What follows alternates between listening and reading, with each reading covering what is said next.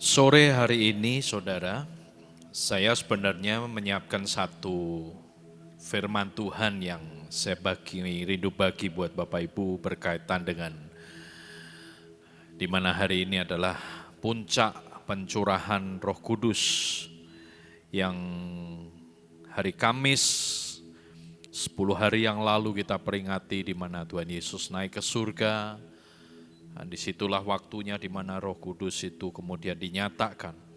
Tapi entah kenapa tadi dalam perjalanan ada satu bagian firman Tuhan itu yang bicara kuat di dalam hati saya.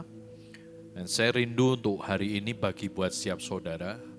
Sekali lagi, dasar daripada apapun yang saya kerjakan dalam pelayanan ini cuma satu, yaitu membuat Tuhan itu disukakan. Jadi ketika saya menyampaikan firman Tuhan pun, saya belajar mengikuti apapun yang Tuhan mau dalam hidup saya. Oleh karena itu, saya juga berdoa buat setiap saudara hari ini, supaya benar-benar saudara menerima kebenaran ini, di tanah hati saudara yang subur itu, sehingga kebenaran itu memerdekakan hidup setiap saudara. Saya ajak saudara untuk berdoa satu kali lagi. Tuhan, kami datang kepadamu kembali bawakan seluruh hidup kami.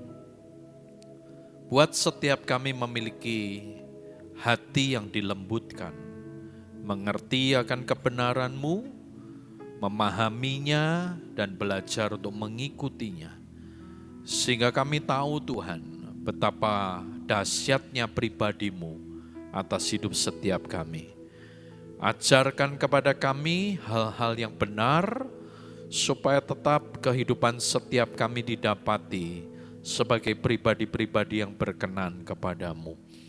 Tolong kami sore ini Tuhan, untuk menerima apa yang daripada Engkau sebagai berkat yang terbaik dalam hidup kami, supaya kami menikmati sisa waktu perjalanan kehidupan yang Kau percayakan ini, dan apa yang Kau izinkan kami lewati tidak akan pernah menjadi sia-sia, melainkan semuanya itu akan membuat Engkau disukakan. Jamah akan hidup kami, sentuh akan hati kami saat ini Tuhan, dan Engkau yang perbaharui setiap kami. Di dalam nama Tuhan Yesus Kristus, pengurapan-Mu ada atas kami, pewahyuan yang baru Kau berikan buat kami, supaya setiap berkat yang Kau sediakan, kami terima secara penuh.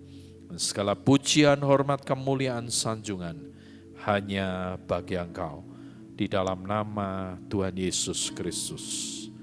Amin. Mari buka bersama saya dari 1 Korintus pasal yang ketiga. 1 Korintus pasal yang ketiga.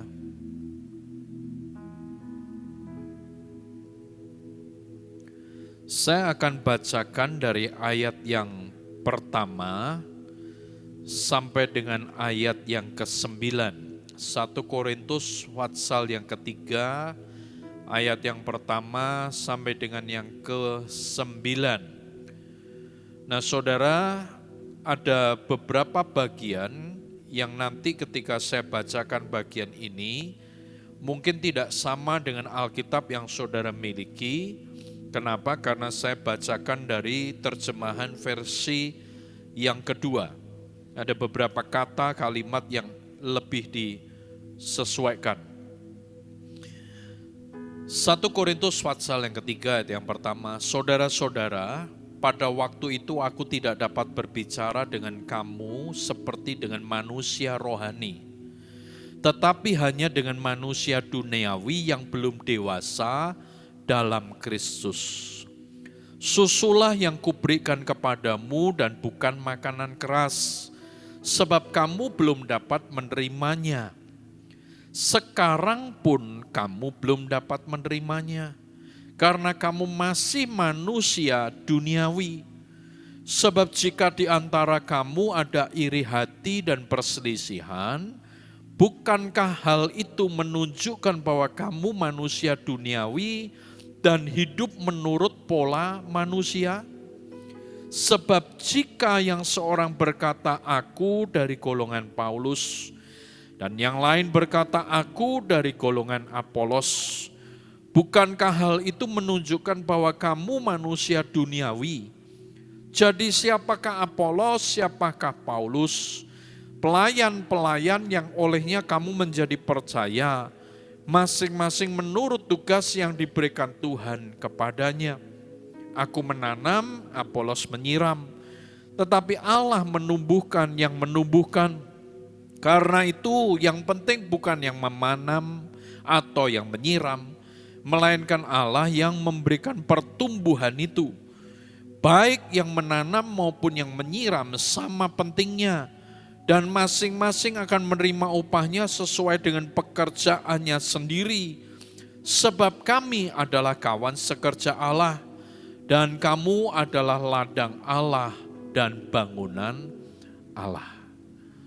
Saudara, saya berharap ketika nanti saudara pulang kembali di rumah, saudara baca ulang bagian ini, saudara. Renungkan baik-baik dan coba pahami ayat demi ayat. Karena tidak akan pernah ada waktu yang cukup untuk saya akan bahas secara keseluruhan. Namun secara garis besar saya rindu Bapak Ibu menangkap akan hal penting lewat firman Tuhan malam hari ini. Dikatakan di sana, pada waktu itu aku tidak dapat berbicara dengan kamu seperti manusia rohani, tetapi hanya dengan manusia duniawi yang belum dewasa dalam Kristus. Susulah yang kuberikan kepadamu, bukan makanan keras, sebab kamu belum dapat menerimanya. Jadi Paulus berkata kepada jemaat di Korintus, bahwa pada waktu itu kamu ketika aku datang, aku menjumpai kamu ini masih manusia duniawi. Yang ketika aku berbicara, kamu hanya bisa menangkap sesuatu yang biasa-biasa saja. Dan itu sesuatu yang wajar, saudara. Kalau mungkin orang baru bertobat, terima Tuhan Yesus, pengennya makanan yang ringan. Khotbah soal berkat, khotbah soal kesembuhan, khotbah soal yang namanya pemulihan, itu sesuatu yang wajar. Karena memang orang tersebut masih baru di dalam Tuhan. Tapi menjadi sebuah mention di sini, menjadi sebuah peringatan buat setiap kita juga adalah, bahwa ketika Paulus berkata, sekarang pun kamu belum dapat menerimanya, karena kamu masih manusia duniawi. Jadi setelah sekian waktu perjalanan, Paulus datang kembali dan dia berkata, kok hidupmu masih sama? Gak ada perubahan. Saudara, buat setiap kita hari ini, yuk kita sama-sama lihat diri kita. Firman yang kita baca ini memang terjadi pada waktu yang lalu. Tetapi firman tidak berhenti di masa yang lampau saja. Sebab firman itu terus bergerak dari hari ke hari, dari waktu ke waktu. Nah kalau kita baca hari ini, coba cek diri kita. Kita ini menjadi pribadi yang makin dewasa enggak di dalam Tuhan? Atau jangan-jangan kita masih terus seperti anak-anak? Dan di bawah dijabarkan oleh Paulus. Karena kamu masih manusia duniawi, sebab jika di antara kamu, ayat yang ketiga, ada iri hati dan perselisihan, bukankah hal itu menunjukkan bahwa kamu manusia duniawi dan hidup menurut pola manusia? Paulus berkata bahwa kalau kamu itu ya, walaupun dengar firman, dengar khotbah, tapi hidupmu gak pernah berubah, penuh dengan iri hati, penuh dengan perselisihan, selalu melihat hal yang negatif, tidak pernah mau belajar tentang sesuatu yang baru. Itu tandanya bahwa hidupmu itu masih duniawi. Sebenarnya duniawi di sini penggambaran bahwa yang kau cari itu adalah hanya sekedar fokus yang sementara. Bukan yang kekal. Saya tidak bicara tentang kematian, saudara. Tapi hidup kita sebagai orang Kristen di dunia ini merupakan kehidupan mempersiapkan untuk menerima yang kekal nanti. Pertanyaan buat setiap kita adalah bagaimana kita bisa menerima yang kekal, kalau yang sementara aja kita tidak mengalami yang namanya pertumbuhan, saudara. Berapa tahun saudara sudah ikut Tuhan? Pertanyaan buat setiap kita adalah, Sekian waktu kau ikut Tuhan, kau bertumbuh gak? Hidupmu berubah gak? Jangan bilang begini, berubah Pak. Dulu saya gak punya rumah, ngontrak sana sini, sekarang rumah saya 2. Bukan itu saudara. Jangan sudah bilang, oh iya Pak berubah Pak. Dulu saya tuh susah payah Pak, mau ke gereja sini aja harus ganti-ganti angkot. Hari ini Pak saya kalau mau naik mobil tinggal milih mobil yang mana. Bukan itu saudara. Perubahan yang dicari Tuhan dalam diri kita itu adalah apakah kita ini makin dewasa. Dewasa dalam apa? Dalam cara pandang, dalam cara pikir, dalam pengertian kita. Orang kenapa masih bisa iri hati? Karena egonya masih kuat. Kalau orang gak punya ego, gak akan orang itu iri hati. Kenapa orang bisa berselisih? Karena orang masih punya yang namanya emosional manusia yang terus tidak dikendalikan.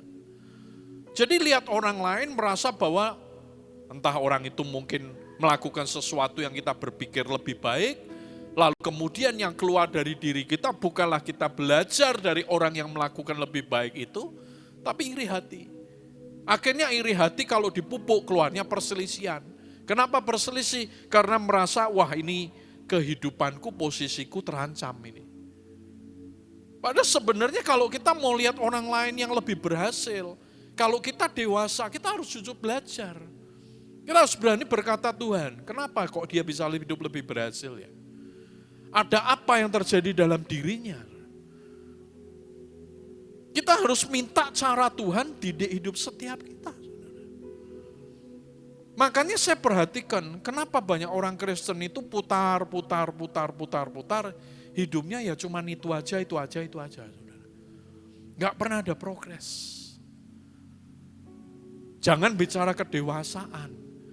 Bicara tentang sesuatu yang merubah paradigma aja sulit.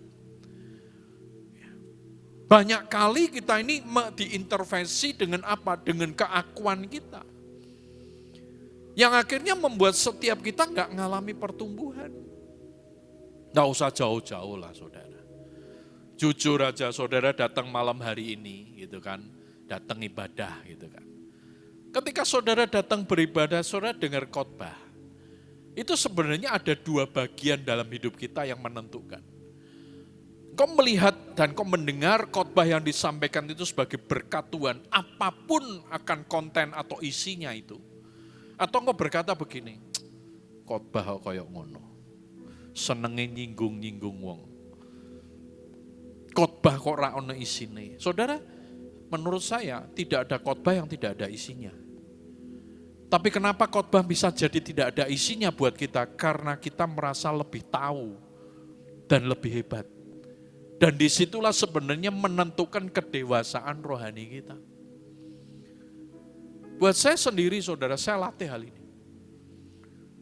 Makanya jujur saudara, saya ini kalau suruh milih, ya ini bukan mau sok-sok Anda. Tapi saya kalau suruh milih, saya suruh khotbah sama saya suruh dengar, saya milih dengar saudara. Jangan saudara pikir, wah seneng ya Pak pelayanan ke sana sini, siapa yang bilang. Tahun ini aja saya belajar untuk komitmen. Ya, untuk pelayanan yang full hari Minggu pagi sore itu sebulan cuma 1 kali saudara. Yang lainnya saya nggak mau. Kalau minta mengikuti penawaran permintaan banyak saudara.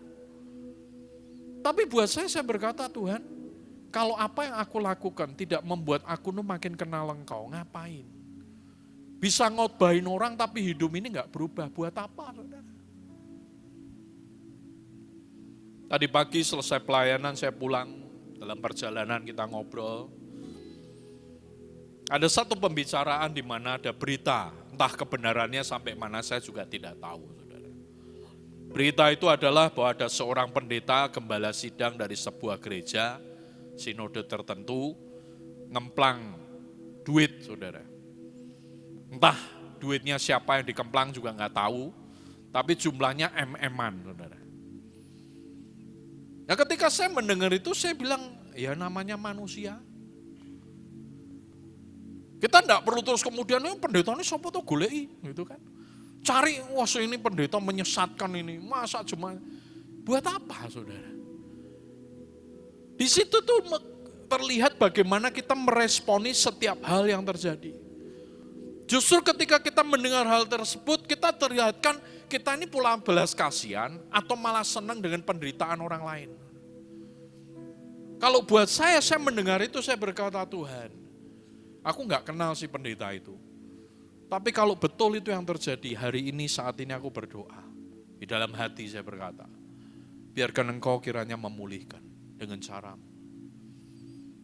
Kenapa? Karena buat saya, firman Tuhan tadi Paulus berkata, kita ini rekan sekerja. Makin dewasa hidup setiap kita harus memandang orang di sekeliling kita itu partner kita. Kita tidak bisa lihat mereka jadi pesaing kita. Karena bagaimanapun kita punya panggilan yang beda-beda, saudara. Dan di sini Paulus jelas ngomong, siapa Paulus, siapa Apolos, ya kan? Ada yang menanam, ya kan? Ada yang menyiram. Tapi Paulus berkata, yang paling penting semuanya itu adalah yang memberikan pertumbuhan. Boleh ditanam, boleh disiram, tapi kalau nggak ada pertumbuhan percuma.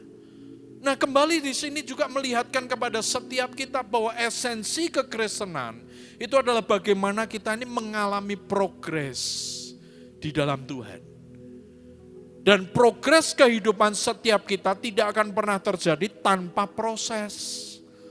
Banyak orang pengen progres tapi nggak mau proses. Itu tidak akan pernah jadi, saudara. Saudara hari ini nanam pohon ketela, kalau tidak pernah ada proses atas pohon itu, tidak akan pernah nuai sampai kapanpun, saudara. Jangan bicara nanam pohon durian, saudara, yang prosesnya lebih lama. Karena bagaimanapun saudara nggak bisa buat itu sebagai sebuah hal yang instan. Semuanya ada waktunya. Nah, kembali firman di sini jelas berkata Paulus, ya kan, karena kamu masih manusia duniawi, sebab jika di antara kamu ada iri hati, perselisihan, bukankah hal itu menunjukkan bahwa kamu manusia duniawi dan hidup menurut pola manusia? Sebab jika yang seorang berkata aku dari golongan Paulus, aku dari golongan berkata aku dari golongan Apolos, bukankah hal itu menunjukkan bahwa kamu manusia duniawi? Dan ini banyak terjadi hari ini.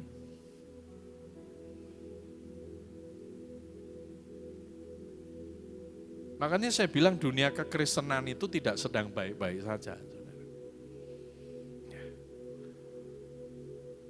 Kenapa saya bilang?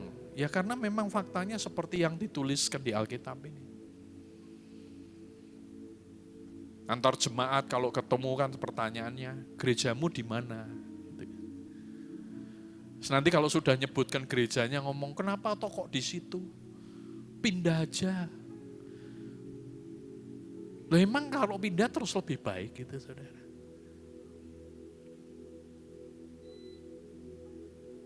Saya menyampaikan apa adanya di mimbar ini, saudara. Dalam anugerah Tuhan, Tuhan beri kesempatan untuk melayani di Getsemani sudah sekian waktu.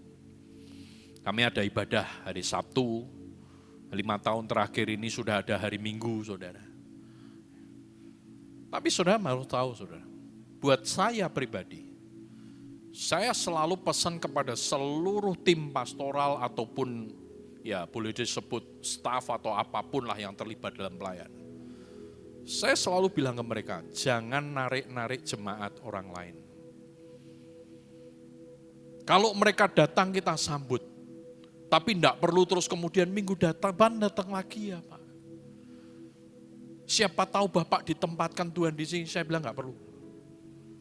Kalau memang Tuhan yang kirim, biar dia datang sendiri.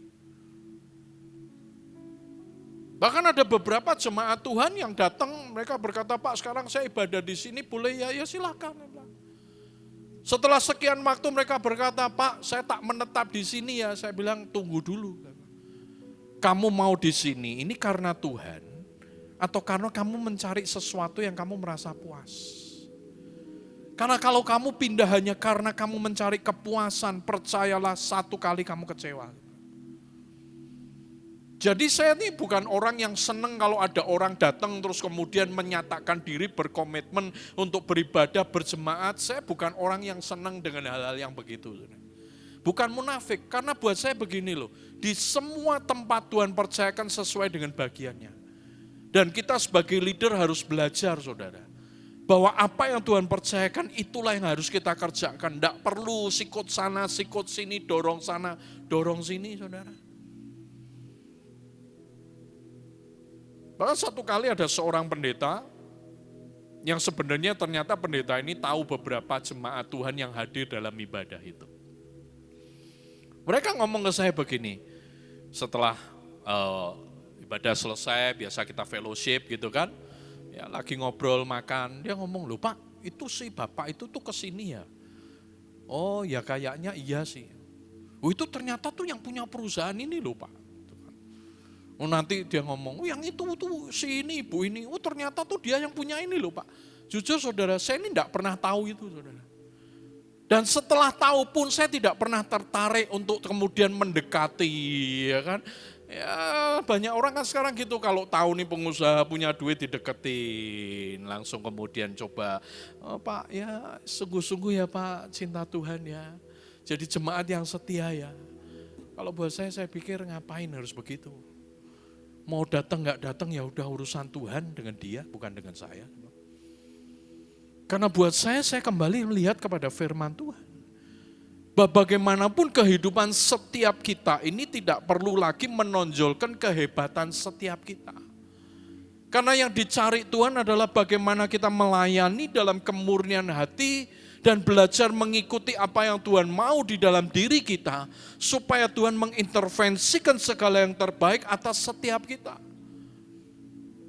Kalau kita sebagai leader aja merasa bangga dengan apa yang kita miliki, ya kan, dan kemudian mempromosikan apa yang kita miliki, nggak aneh kalau akhirnya kepada jemaat yang ada pun seperti itu, saudara. Bahkan berani berkata, oh kalau enggak ke gereja saya itu pengajarannya banyak yang sesat Pak. Hebat banget saya bilang. Saya pernah ketemu saudara dengan satu orang.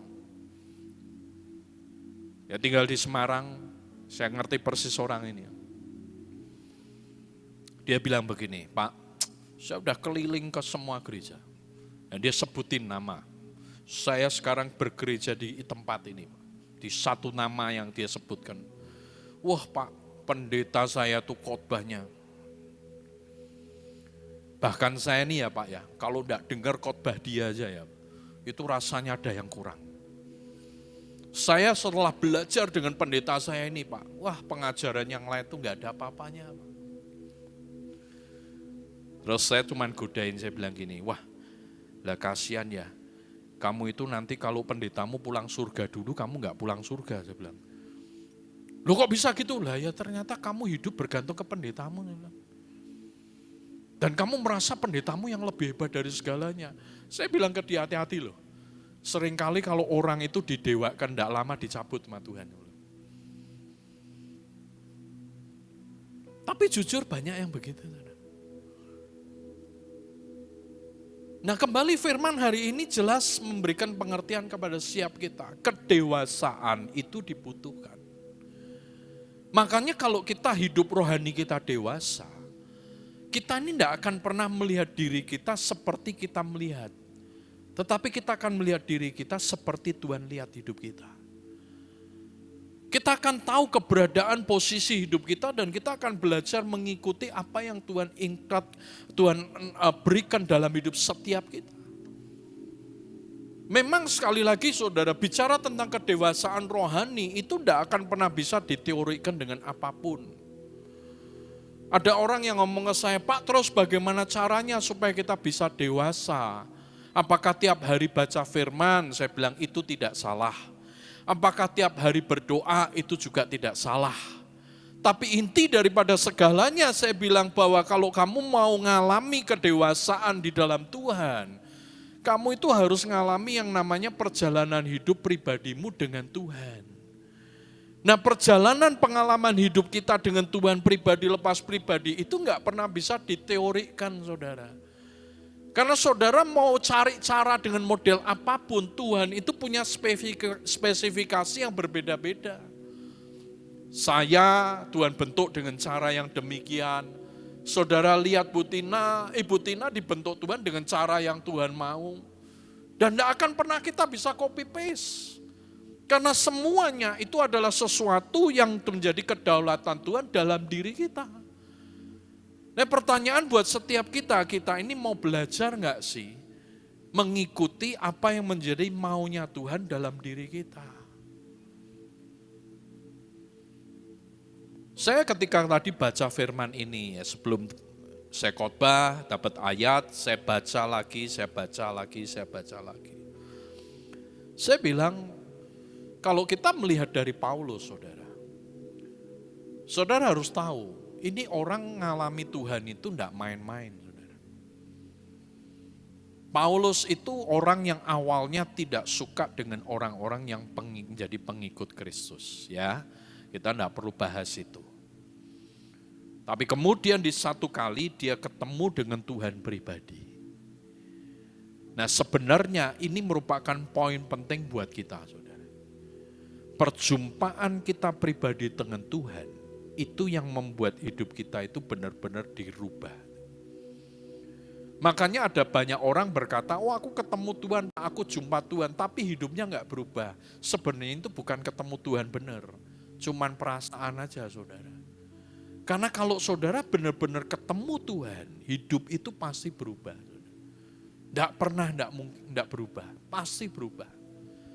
Mungkin saudara berkata, mana buktinya? Nanti saudara baca saja, ya, dari Injil, ya kan, Perjanjian Baru, waktu Yesus ada di atas muka bumi. Ya, Yesus itu adalah Tuhan sendiri. Saudara boleh baca, saudara boleh lihat, gitu kan, ya. Bahwa setiap orang yang berjumpa dengan Yesus, dia selalu mengalami perubahan. Nah, harusnya hidup setiap kita demikian. Nah, kembali, Paulus mengalami Tuhan, saudara. Setelah dia mengalami Tuhan, yang terjadi dalam dirinya apa? Cara pandang yang dia miliki itu berubah. Dia tidak lagi memandang sesuatu yang fana, tetapi dia melihat kepada yang kekal. Ini yang seharusnya kita miliki. Makanya hari ini yang coba cek dalam diri kita adalah, kita ini hidup masih lihat yang fana atau yang kekal. Saudara kerja tujuannya untuk ngumpulin supaya depositomu makin besar, tabunganmu makin besar gitu kan, ya, supaya ninggalin anak cucumu makin banyak. Atau saudara bekerja karena saudara melihat ada banyak hal pekerjaan Tuhan, jiwa-jiwa yang harus dilakukan, yang harus dituai. Saudara melakukan sesuatu karena kerajaan Tuhan atau karena kerajaan kita. Makanya saya bilang, kalau kita masih melihat hal yang fana terus, maka dapat dipastikan hidup kita tidak akan pernah mengalami yang namanya pertumbuhan. Ya, coba perhatikan kembali. Paulus mengalami perubahan. Ketemu Tuhan, disentuh, dirubah. Mengalami pertobatan, cara pandangnya berubah. Dari yang fana, dia lihat yang kekal. Nah, ketika dia melihat apa yang kekal itu, yang dia jalani dalam hidupnya sudah tidak lagi bicara tentang kenyamanan dirinya. Mau diomongin jelek ya sudah, mau diomongin tidak baik ya sudah, mau diperguncingkan ya sudah, gitu kan. Diolok-olok pun ya sudah. Sampai di titik dia berkata apa? Aku tidak peduli dengan apa yang akan terjadi di dalam hidupku. Asalkan aku selesaikan semua yang menjadi kehendak Tuhan sampai garis akhir. Tapi saudara perlu garis bawahi. Paulus jalani hidup ini karena dia hidup dalam kebenaran. Banyak orang Kristen niru seperti Paulus, hidup bukan dalam kebenaran, tapi hidup dalam kebebalan. Akhirnya kalau ditegur ngomongnya apa? Oh, yang penting aku mbak Tuhan. Lah ya orang kamu mama Tuhan, hidupmu gak bener apa sebener sama Tuhan. Kalau hidup kita ini tidak jadi berkat buat orang, jangan pernah sekalipun ngomong, wah yang penting pokoknya aku sama Tuhan. Kalau kamu benar sama Tuhan, hidupmu pasti jadi berkat. Tapi kalau kamu jadi omongan, ya kan, ya senangnya mungkin omonganmu tidak baik, ya kan, misuh-misuh mungkin ngumpat atau ngerasani orang. Terus ketika ditegur terus kamu bilang, yang penting pokoknya aku mbak Tuhan. Loh, Tuhan yang mana, saudara? Kalau benar hidupmu dengan Tuhan, pasti kamu berubah.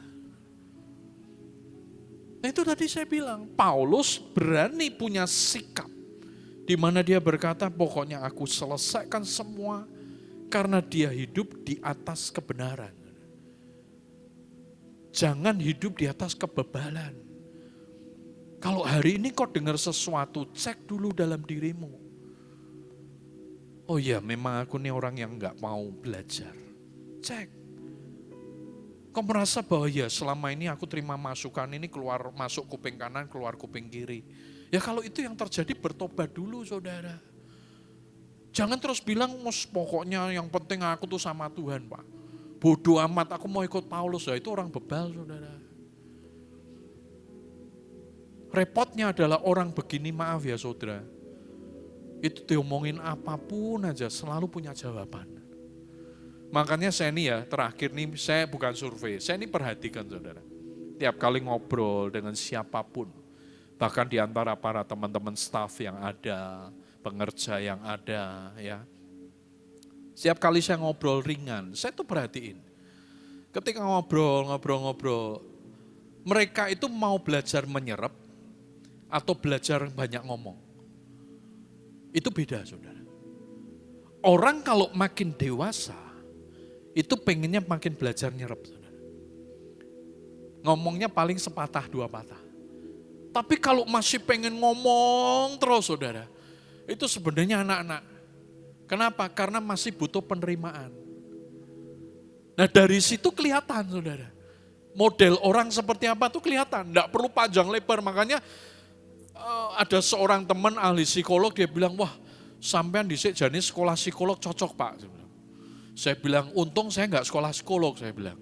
Kenapa? Karena kalau saya sekolah psikolog malah sombong, saudara. Merasa tahu semua. Tapi justru saya nggak sekolah itu, jadi saya ngertinya itu cara Tuhan, saudara.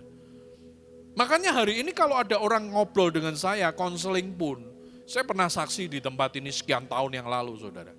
Saya tuh kalau ada orang datang minta konseling, menjadi beban dalam diri saya itu bukan nggak mau ketemu orangnya itu. Saya cuman begini, Tuhan bener nggak orang ini harus ketemu saya? Karena kalau orang ini ketemu saya, PR saya adalah ketika dia menyampaikan sesuatu, bagian saya itu bukan menanggapi apa yang dia sampaikan. Bagian saya adalah bertanya kepada Tuhan apa yang harus saya sampaikan. Nah kenapa saya bilang begini? Karena sebenarnya kehidupan setiap kita ini akan terus dibuat Tuhan untuk mau tidak mau, suka tidak suka bergantung kepada Dia. Apa kaitannya dengan Paulus? Paulus menyadari saudara, bahwa sejak dia dijamah Tuhan, dia punya cara pandang yang dirubah. Dia menentukan akan kehidupannya bahwa bagaimanapun juga dia harus berpaut kepada Kristus dan bukan yang lain. Makanya akhirnya semua yang dilewati sampai di titik dia berkata, Tuhan memberikan duri dalam dagingku. Sudah 3 kali aku memohon untuk diambil. Tapi Tuhan berkata, cukup kasih karuniaku buat hidupmu. Kenapa Paulus bisa sampai di level ini? Karena dia sudah tahu bahwa hidupnya harus bergantung penuh kepada Tuhan. Nah untuk bisa bergantung itu, tidak akan pernah mungkin kalau tidak lewat proses. Saudara. Tidak bisa.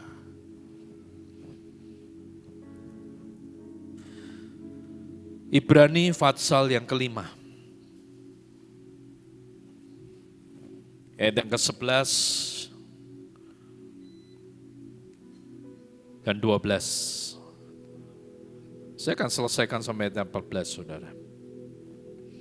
Tentang hal itu banyak yang harus kami katakan, tetapi yang sukar untuk dijelaskan, karena kamu telah lamban dalam hal mendengar. Sebab sekalipun kamu ditinjau dari sudut waktu, sudah seharusnya menjadi pengajar. Tapi kamu masih perlu lagi diajarkan asas-asas pokok dari penyataan Allah.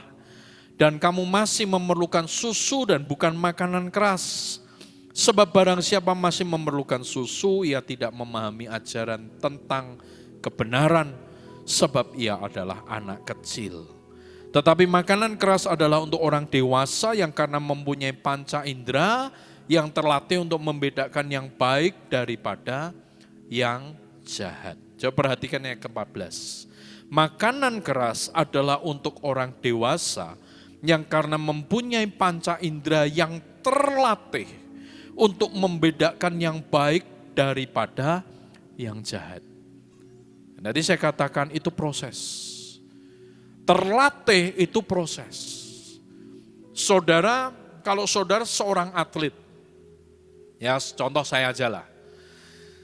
Saya ini dulu sama ayah saya, ya sama orang tua lah, ayah ibu saya. Karena saya ini asma, lalu dokter berkata salah satu caranya adalah olahraga. Nah olahraga terbaik adalah berenang. Jadi akhirnya saya ini ikut berenang saudara, les berenang dengan salah satu guru terkenal di Semarang saudara. Nah saya les, yang tadinya enggak bisa apa-apa, setahap demi setahap mulai bisa. Sampai pada titik di mana akhirnya setiap kali ada ujian saya diikutkan. Lalu sampai di titik di mana satu kali si pelatih saya bilang ke orang tua saya, ini anakmu ini berbakat sekali. Boleh enggak kalau aku ikutkan dia untuk jadi atlet nasional? Nah waktu itu ayah saya berkata enggak usah, memang butuhnya cuma berenang bukan jadi atlet. Jadi ya akhirnya saya tidak jadi atlet nasional saudara. Kalau jadi atlet renang mungkin hari ini saya enggak ketemu Butina saudara. Nah kembali, untuk bisa sampai di titik itu enggak kemudian tiba-tiba hari ini les, besok langsung gurunya ngomong, wah jadi atlet ya. Enggak saudara. Jalannya sekian tahun lamanya. Dari kelas 2 SD sampai tidak salah waktu itu saya kelas 6 SD. 4 tahun baru guru berkata, ini anak mampu, tak latih lebih lagi bisa. Dan memang saya sadari waktu itu saya punya kemampuan di luar daripada yang saya pikirkan. Saudara kalau tahu kolam renang yang di Karangrejo itu kan memang kolam renang untuk namanya untuk berlomba, untuk istilahnya ukuran-ukuran yang memang ditetapkan untuk nasional lah saudara. Itu saya dilatih saudara. Ya, sepanjang itu tuh hanya istilahnya guru saya bilang kamu harus bisa ya kan menyelam hanya ambil 1 kali nafas. Saudara bayangin saudara. Loh apa langsung jadi? Ya enggak saudara. Sekian puluh meter itu ya pertama ya baru 2 meter naik turun. Sampai sekian waktu akhirnya jadi saudara. Bahkan pernah 1 kali yang gurunya saya bilang jangan dipaksa. Kenapa? Karena dari ujung sampai ujung saya enggak naik sama sekali saudara. Bukan karena tenggelam, karena memang saya bisa nahan nafas saudara. Tapi guru saya bilang jangan terforsir. Dan itu semua terjadi karena apa? Latihan. Nah kembali firman di sini berkata, makanan keras adalah untuk orang dewasa yang karena mempunyai panca indera yang terlatih. Kepekaan kita akan Tuhan itu tidak bisa langsung instan, semuanya itu terlatih. 1 demi 1, setahap demi setahap. Yang tadi saya gambarkan, saya datang kepada Tuhan setiap kali ada orang konseling. Kenapa? Karena saya sadar saya bukan ahli konselor. Jadi saya harus tahu apa yang Tuhan mau dalam diri saya. Tapi rupanya dengan kejadian tersebut membuat saya makin bisa peka akan Tuhan. Jadi saya ngerti tiap kali ada orang ngomong itu Tuhan seperti memberikan ilham. Oh ini begini, hidup dia begini, latar belakangnya seperti ini. Tapi terjadi apakah instan? Enggak saudara, itu dilatih. Nah itulah yang seringkali orang Kristen enggak mau. Maunya semua instan. Padahal tadi saya bilang tidak pernah ada yang namanya progres tanpa proses. Saudara tidak pernah menjadi dewasa di dalam Tuhan kalau saudara tidak pernah mau melatih dirimu untuk hidup benar di hadapan Tuhan. Firman di sini dikatakan terlatih untuk membedakan yang baik daripada yang jahat. Malam hari ini saya nggak akan panjangkan firman Tuhan. Tapi saya berdoa buat setiap saudara di tempat ini hari ini. dari semua perjalanan kehidupan yang kita jalani, dan merupakan hal yang paling penting dalam hidup setiap kita, dan juga bukan karena sebuah kebetulan. Jadi pertanyaan besar buat kita hari ini adalah, apakah masih ada Roh Kudus dalam diri kita? Yang aktif, yang menuntun, yang menolong, yang memampukan kita. Bukan karena hari ini pencurahan Roh Kudus saya bicara tentang hal ini. Tapi itu menjadi pertanyaan buat kita. Kenapa perlu? Karena itu merupakan bukti kasih Tuhan dalam diri kita. Kok bisa? Buktinya adalah ketika Yesus dia naik ke surga. Sebagaimana sebelumnya kita tahu bahwa dia naik ke surga itu karena dia sudah melewati berbagai macam hal yang dia harus selesaikan. Dari sejak lahir sampai dia mati di atas kayu salib. Tugas dari Bapaknya di surga dituntaskan oleh Yesus. Setelah itu, selesai tugas di dunia, dia harus kembali kepada Bapaknya yang di surga. Yang luar biasa adalah ketika dia naik ke surga, sebelum dia naik dia berkata, aku akan memberikan rohku dalam hidupmu. Dan itu membuktikan bahwa dia itu tidak ingin ada satupun daripada setiap kita umatnya yang terhilang. Maka dia berikan rohnya yang kudus dalam hidup kita. Nah pertanyaannya sekarang adalah ini. Masihkah ada Roh Kudus dalam diri kita? Karena kalau kita memiliki Roh Kudus, hidup kita itu pasti makin hari makin dewasa. Kok bisa? Karena Roh Tuhan yang aktif itu akan menuntun kita untuk hidup dalam kebenaran.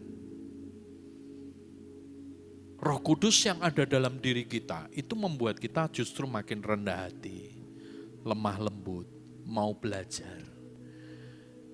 Makanya kalau saudara ditanya saya sekarang, apakah masih ada Roh Kudus? Tolong jawab, tolong jangan dijawab begini. Masih Pak, buktinya apa? Saya ini kalau bahasa roh 2 jam kuat. Bahasa roh itu tidak menjamin bahwa hidupmu penuh dengan Roh Kudus.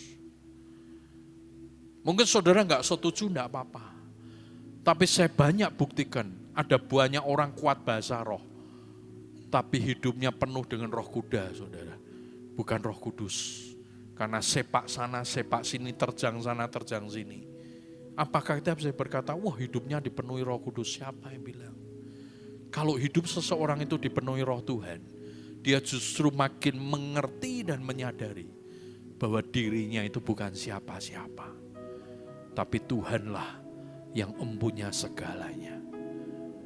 Jadi hari ini saudara, mari sama-sama kita bertumbuh di dalam Tuhan. Lewati setiap proses yang ada, supaya kita melihat dan membuktikan ada progres kedewasaan terjadi dalam diri kita. Mungkin hari ini saya berkata, terus bagaimana aku memulainya? Aktifkan rohmu yang kudus, roh Tuhan yang kudus itu dalam diri setiap kita. Izinkan dia berotoritas dalam diri kita. Apapun itu. Saya tutup dengan kesaksian. Bulan lalu saudara saya pergi ke Pineng untuk check up dengan istri dan semua. Dan sebenarnya tahun lalu saya pernah sharing di tempat ini, saya ini kan operasi batu ginjal yang tidak terdeteksi saudara ya. Jadi waktu operasi dokternya bilang ini kok bisa sampai segini gede. Ya, saya bilang dok orang saya ini ngerasain aja juga enggak gitu kan. Jadi dokternya juga cukup takjub, dia bilang enggak mungkin Pak kalau enggak ngerasain. Saya bilang Pak saya ini yang punya hidup, masa Bapak enggak percaya sama saya gitu kan. Orang memang enggak pernah ngerasain, ya, dokternya bilang aneh ini. Tapi akibat karena saya tidak tahu itu, akhirnya itu membuat ginjal di sebelah kiri saya itu punya dinding yang tipis, saudara. Karena sudah memang ya mungkin karena faktor itulah, saudara. Singkat cerita akhirnya tahun lalu selesai operasi, semua baik. Bulan kemarin saya ke sana untuk cek, karena waktu setelah operasi saya tanya dokter, dia bilang Ya paling ketemu saya setahun lagi lah, itu pun kalau kamu perlu. Enggak perlu juga enggak apa-apa. Lalu kemudian cek saya kemarin saudara. Selesai cek semua. Dan dokter bilang, good lah, bagus. Hasilnya bagus, semua oke, ya kan, hasil darahmu bagus, semua oke lah. Pokoknya kamu mengalami progres yang baik. Tapi dia bilang begini, cuman aku beritahu, dinding ginjalmu itu tidak ada perubahan, tetap sama, tipis, yang bagian sebelah kiri. Tapi dia kemudian bilang gini, cuman kamu gak perlu pikir terlalu panjang lebar. Sudahlah, nikmati hidupmu. Belajar mengucap syukur dalam segalanya. Padahal ini dokter bukan orang Kristen, saudara. Terus dia bilang, nikmati, yang penting pokoknya kamu hidup sehat. Jadi makanan kamu harus perhatikan, tantangan tidak ada, tetapi kamu harus tahu kalau kamu hobi makan, ya taruhlah pisau di lehermu gitu kan. Ya, dia beri wejangan-wejangan, saudara. Kemudian akhir daripada segalanya, sudah pokoknya Pak, dia bilang, pulang nikmati hidupmu, jalani dengan apa yang ada di depanmu. Percaya, setahun ke depan, 2 tahun ke depan kamu datang ketemu saya lagi, pasti jauh lebih baik. Yang penting enjoy your life. Ya sudah, saya pulang, saya keluar, saya sukacita. Dalam perjalanan balik ke hotel, saya tuh renungkan dalam hati saya bilang gini, memang mungkin Roh Kudus tidak berbicara secara real, secara nyata dalam hidup setiap kita seperti suara audible, tapi seringkali Roh Tuhan itu bisa berbicara dengan cara yang demikian. Saya renungkan kembali ya, ini dokter belum kenal Tuhan. Oh kenapa? Lah karena waktu di ruang prakteknya saya tahu atributnya dia semua, saudara. Tapi saya bilang kenapa dia ngomongnya semua firman. Dia bilang enjoy your life, belajar mengucap syukur, nikmatilah hidupmu gitu kan. Semuanya akan baik adanya. Tahun depan kamu ketemu akan jauh lebih baik. Loh itu kan semua firman, saudara. Tapi saya nggak mau persoalkan dokter ini.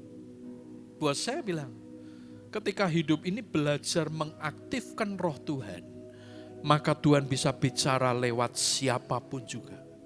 Dan itu akan mengingatkan kita, saudara, betapa mahal luar biasanya Tuhan atas hidup kita. Tuhan yang saudara sembah adalah Tuhan yang sama yang saya sembah. Jadi kalau saudara melihat apa yang saya alami, saya percaya hidup saudara pun jauh akan lebih hebat dari apa yang saya pernah alami. Sebab Tuhan tidak pernah berbicara kepada 1-2 orang, beracara kepada hanya 1-2 orang. Dia rindu beracara kepada setiap kita tanpa terkecuali. Pulang dari tempat ini, minta Roh Tuhan makin aktif dalam hidup setiap kita. Sehingga pekerjaanmu dituntun Tuhan, pelayananmu dituntun Tuhan, ya kan? Bahkan hidup kerohanianmu mengalami progres dengan Tuhan. Benar-benar sampai di titik di mana engkau tuh dewasa dalam Tuhan. Sehingga engkau tidak cari kenyamanan yang penting buat dirimu lagi. Tapi engkau hidup hanya untuk memuliakan nama Tuhan. Mari tutup Alkitab kita.